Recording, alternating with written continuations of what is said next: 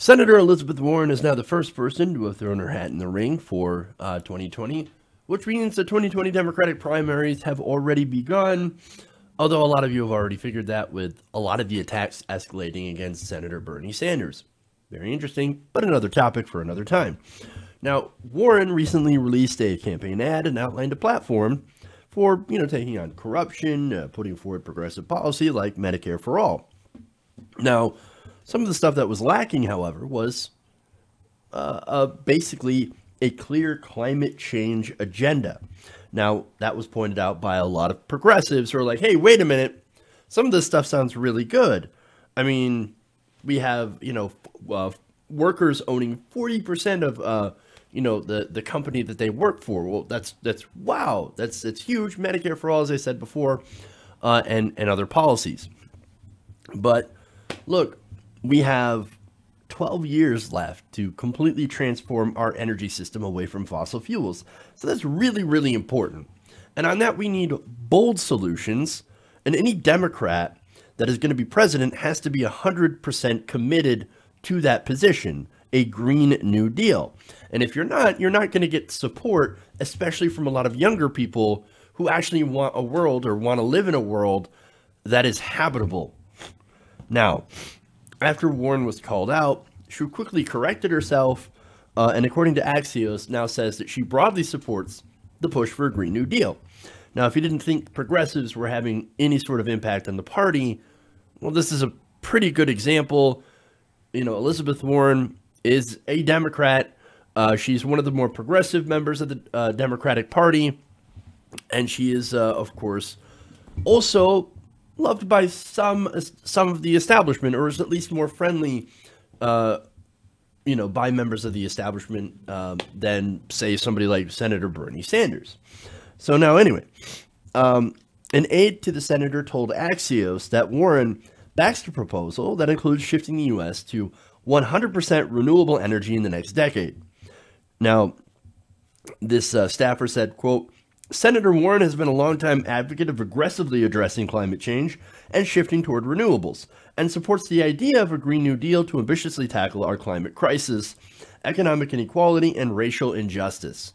So that sounds good, but we'll see.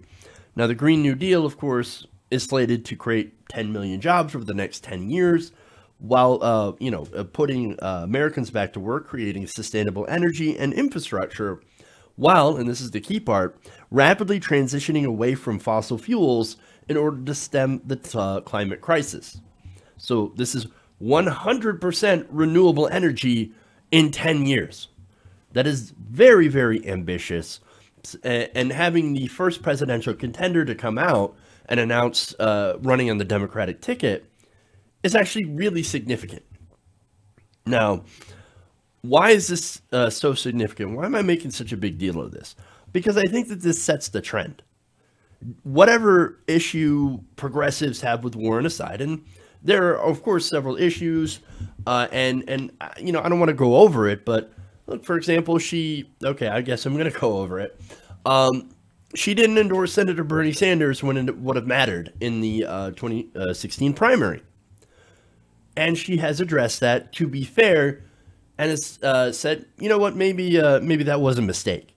And absolutely that was a mistake. And I'm actually looking to sort of, after her apology, after admitting that it was a mistake, that she probably should have supported Bernie Sanders, I'm kind of willing to let that go. But that's my personal preference. Again, you think whatever you think, and you believe whatever you believe. And that's really your prerogative, how you feel about that particular instance. Really, I'm actually more concerned about policy. And when it comes to presenting policy and co-sponsoring, she co-sponsors Medicare for all, and she comes out with all this bold, aggressive, progressive proposals. Well, I'm in favor of that. So again, I'm just looking at it from the context of absolute, what policies is she putting forward, and is she serious about those policies? But anyway, as far as her coming out, this is basically her drawing a starting line for Democrats on policy and saying, let's start here. I'm the first one in, so now we're going to have a conversation about my policy proposals, which now, hopefully, include a Green New Deal, as she had said. Again, I'm a little wary of when you say, well, I like the idea of. Well, okay, well, let's go forward and let's actually talk about what the Green New Deal, how to get the Green New Deal to work, since already the idea itself is, yes, very popular, but also incredibly necessary. Now, as I said before, the policies here, again, going after the banks and corruption, that's fantastic.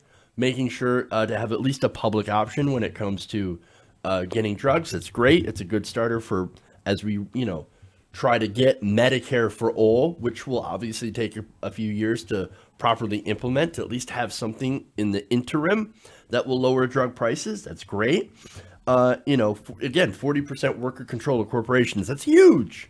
That's huge. It's huge. That's something that we haven't talked about here in the United States. I haven't talked about it, but I think worker-owned companies are actually a lot more fair to workers and actually are a lot more beneficial to the companies as well. And now a Green New Deal. So if we're going to start at those policies, that's a great start. That's fantastic. Anybody else who announces has to at least, I think, meet those policies or lose a considerable amount of support from the Democratic base. And of course, there will be a big D Democrat that runs. Not saying that Warren isn't a Democrat. She is. But I'm saying your old guard establishment Democrats, they will likely run someone like Joe Biden, who will be the anti-progressive, right? Or maybe we can bring back Jim Webb. Remember that guy? He killed a guy in Vietnam once. But anyway, I think that the current 2020 field will be full of progressives. And of course, I think people claiming to be more progressive. And we've seen that already from people like Kamala Harris and Kirsten Gillibrand. So the claiming to be progressive mantle. So we're going to see how that field fills out. But Warren herself has gotten some praise for going the right way on this issue and clarifying that she, yes, does believe in the idea of a Green New Deal. Alexandria Ocasio-Cortez, one of the newest progressives in Congress, she tweeted out, "If your 2020 platform doesn't include a Green New Deal, are you really running for president?" And of course, citing the popularity of a Green New Deal, which I detailed the poll results of on a previous show. Justice Democrats tweeted out, "Thank you, Elizabeth Warren, for fighting for the Green New Deal. Let's get it done." And the Sunrise Movement was a little bit harsher than those two, but with good reason. Now, the Sunrise Movement, of course, is basically young people saying, we need to act on this climate crisis, and we need to act on it now. That's the group that actually put together a protest of Nancy Pelosi's office. And that's the protest that Alexandria Ocasio-Cortez had joined as well. So that's to basically bring attention to the climate crisis and to try to get Nancy Pelosi to put together a climate change commission. She did so. However, that climate change committee has no actual power. So that is deeply frustrating and deeply disturbing, given that Pelosi is supposed to be a Democrat. She's supposed to be great on progressive issues, and she's not taking the climate crisis seriously. Again, we've got 12 years to do something. Let's go already. Let's be progressive. Let's be bold, because we have to save the goddamn planet and ourselves. But anyway, back to the Sunrise Movement. They tweeted this out. 2020 contenders are already trying to line up behind a Green New Deal. But the question is, do they support the three key pillars of it? 100% clean energy by 2030. Again, that's about by the time 2020 comes around, it'll be 10 years. We've got 10 years left. Invest in communities in the front lines of poverty and pollution, and guarantee a good job to anyone ready to make this happen. Those are very, very important questions. I'm glad that they're asking them. I'm glad that they're holding our politicians accountable, because it is very easy to say that you are in favor of the idea of a Green New Deal, but not actually do anything to make it happen. So again, that's where primary fights come into play. That's where policy comes into play.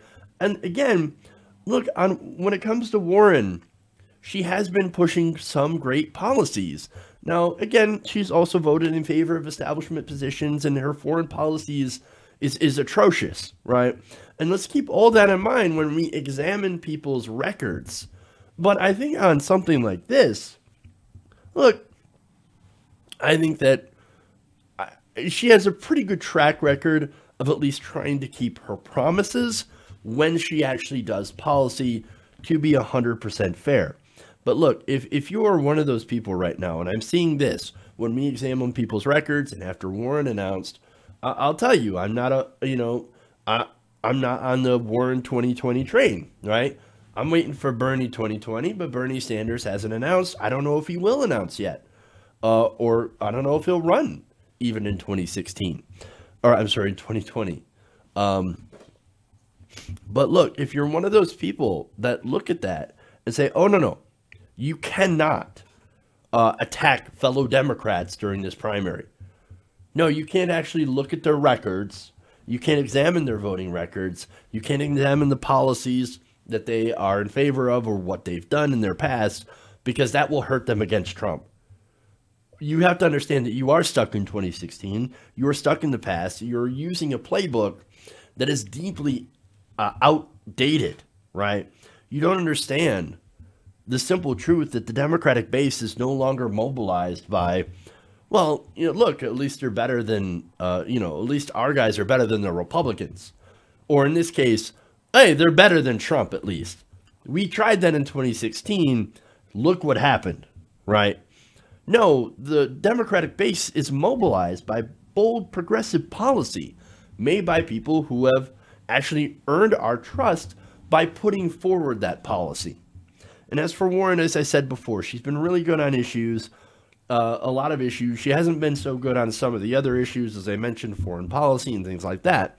And again, wasn't clear with the climate change agenda, which kind of makes me think that it's sort of on the back burner, which actually should be on the very forefront of any presidential campaign for 2020.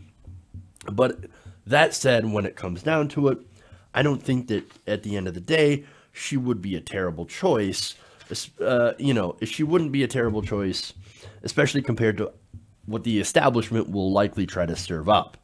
I'm not saying that I support her and that I'm throwing my support behind her, and I'm not saying I wouldn't support her. I'm just saying, in the absence of a certain senator who hasn't announced yet, she might be an acceptable alternative, at least for as I see it right now. Hey guys, hopefully you enjoyed that free video. Now I'm going to have to ask you a favor. Between the demonetization and the YouTube algorithm messing around with view counts, etc., we're having a hard time adjusting to the new YouTube reality, which is where you guys come in. See, we have a Patreon, patreon.com/TYTNation, set up to help us rely on you guys, the viewers, instead of big corporate ads. Look, you know the show. You know I'm not in favor of big corporations anyway. So help us transition away from relying on the ad model to pay the bills and sign up to be a patron, patreon.com/TYTNation. That goes a long way to help us keep the lights on. And you guys will know that you're supporting independent progressive media.